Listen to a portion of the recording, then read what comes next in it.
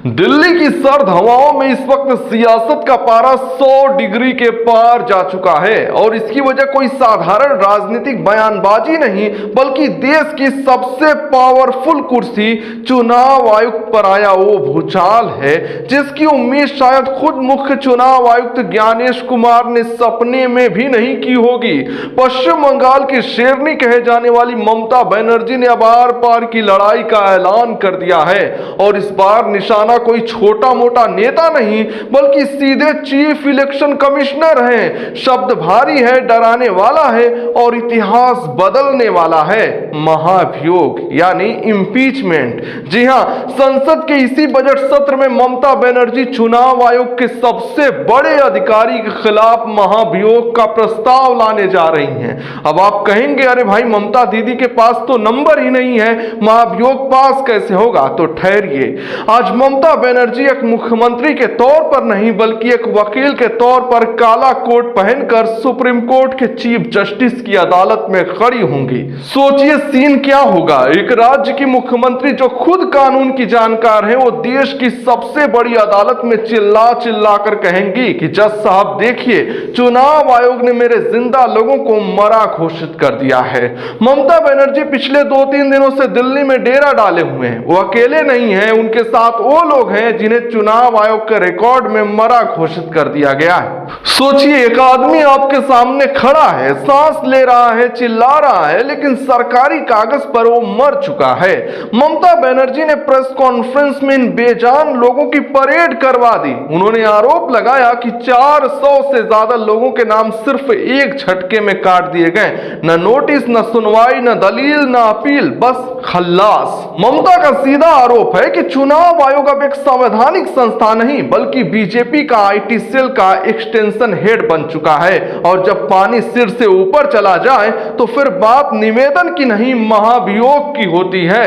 ममता ये कह रही हैं कि आप कुर्सी पर हमेशा नहीं रहेंगे, लेकिन ये बदनामी इतिहास के पन्नों में चिपक जाएगी कि विपक्ष ने आपके खिलाफ अविश्वास प्रस्ताव लाया था। एक नैतिक हार होगी। लेकिन दोस्तों, कहानी यहां खत्म नहीं होती, पिक्चर अभी बाकी है। ममता बनर्जी अकेले नहीं है, वो जानती हैं कि अकेले चना भाड़ नहीं फोड़ सकता, लेकिन अगर सारे विपक्षी चने मिल जाएं तो भट्टी जरूर फोड़ सकते हैं। इंडिया गठबंधन की सुगबुगाहट तेज हो गई है। राजनीति अजीब चीज है। कल तक जो एक दूसरे का मुंह नहीं देखना चाहते थे, आज वो लोकतंत्र बचाओ के नाम पर एक ही सोफे पर बैठने को तैयार हैं। पंजाब में आम आदमी पार्टी और कांग्रेस लड़ते हैं, बंगाल में कांग्रेस और टीएमसी में तनातनी रहती है, लेकिन चुनाव आयोग एक ऐसा विलन बन गया है जिसने इन सबको फिर से एक बनने का मौका दे दिया है। सबसे पहले बात करते हैं कांग्रेस की। देश की सबसे बड़ी विपक्षी पार्टी, 100 सांसद हैं उनके पास। राहुल गांधी तो पहले ही 3-3 प्रेस कॉन्फ्रेंस करके माहौल बना चुके हैं। उन्होंने साफ शब्दों में कहा था कि ज्ञानेश कुमार एंटी नेशनल हैं। सोचिए, देशद्रोही जैसा भारी शब्द इस्तेमाल किया गया एक चुनाव आयुक्त के लिए। राहुल गांधी ने तो यहां तक चेतावनी दे दी कि जब हमारी सरकार आएगी तो ऐसे अधिकारियों को बख्शा नहीं जाएगा। 2 लाइन के कानून को 2 लाइन के कानून से हटाकर उन्हें जेल भेजा जाएगा। यानी कांग्रेस का समर्थन तो ममता को आंख बंद करके मिलेगा। अब चलिए उत्तर प्रदेश, अखिलेश यादव, उनका दर्द भी वही है जो ममता का है। अखिलेश यादव ने तो साफ कह दिया है चुनाव आयोग मर चुका है, कफन हम ओढ़ा देंगे।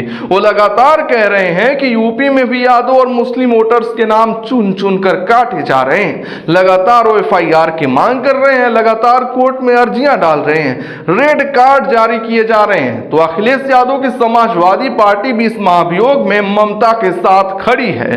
तीसरे नंबर पर स्टालिन की डीएमके। दक्षिण भारत से भी वही आवाज आ रही। पिछले सत्र में डीएमके ने संसद को सिर पर उठा लिया था। यानी उत्तर से दक्षिण तक, पूरब से पश्चिम तक पूरा विपक्ष इस बार चुनाव आयोग को घेरने के मूड में है। एक अंदर की खबर बताता हूं। ममता बनर्जी 5 तारीख को बंगाल में बजट पेश करने वाली थी, लेकिन उससे ठीक पहले वो दिल्ली में क्या कर रही हैं? ये टाइमिंग देखिए, संसद का सत्र चल रहा है, सारे बड़े नेता दिल्ली में हैं, अखिलेश भी यही हैं, राहुल भी यही हैं। यह महाभियोग सिर्फ एक प्रस्ताव नहीं है, ये 2029 की तैयारी का एक लिटमस टेस्ट है।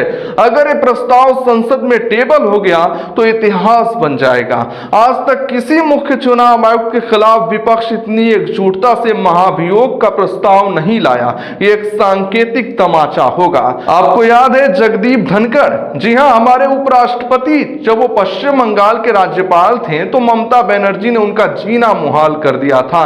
विपक्ष ने उनके खिलाफ भी बहुत मोर्चा खोला था। ममता बनर्जी ने अपनी प्रेस कॉन्फ्रेंस में उसी पुराने जख्म को कुरेदा है। उन्होंने इशारा किया है कि जो अधिकारी सरकार के इशारे पर नाचते हैं उनका हश्र अच्छा नहीं होता।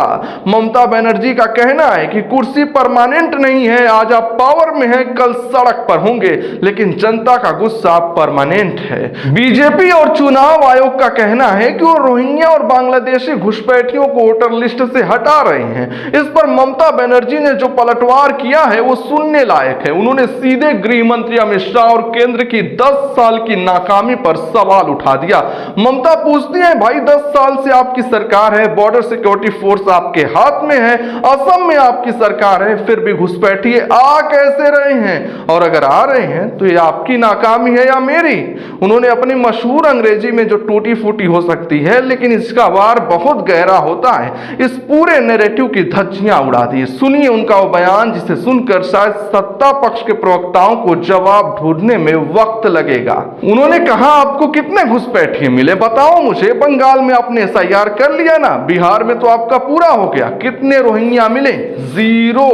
आपको एक वीर मिला जो केवल झूठ बोलता है और लूट करता है। एक केवल एक मिसलीडिंग नैरेटिव है। इनके पास आम आदमी के लिए पैसा नहीं है, लेकिन सोशल नेटवर्क पर झूठ फैलाने के लिए बहुत पैसा है। ये मीडिया भी बिक चुका है। ये सब फेक है, टोटल फेक।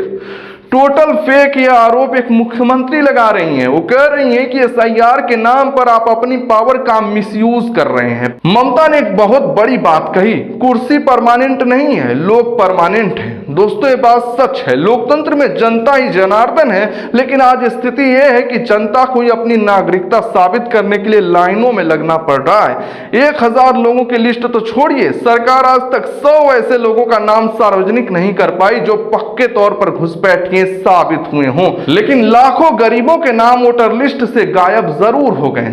अब सवाल यह है कि आगे क्या होगा? संसद का सत्र लंबा है, फरवरी के मध्य तक चलेगा, फिर मार्च से अप्रैल तक, यानी विपक्ष के पास वक्त बहुत है। अगर ममता बनर्जी ने इंडिया गठबंधन को मना लिया और ज्ञानेश कुमार के खिलाफ महाभियोग का प्रस्ताव स्पीकर की टेबल पर रख दिया तो यकीन मानिए दिल्ली की सर्दी में भी पसीने छूट जाएंगे। ये लड़ाई अब वोट की नहीं, वोटर के वसूद की है। ये लड़ाई तानाशाही बनाम संविधान की है। आप क्या सोचते हैं दोस्तों? क्या चुनाव आयोग वाकई निष्पक्ष है या ममता बनर्जी के आरोपों में दम है? क्या एक चुनाव आयुक्त के खिलाफ महाभियोग जैसी प्रक्रिया लोकतंत्र के लिए सही है या आज के तानाशाही के दौर में जरूरी हो गई है? कमेंट बॉक्स खुला है, अपनी राय बेबाकी से रखें। वीडियो को लाइक शेयर करें, चैनल को सब्सक्राइब जरूर करें।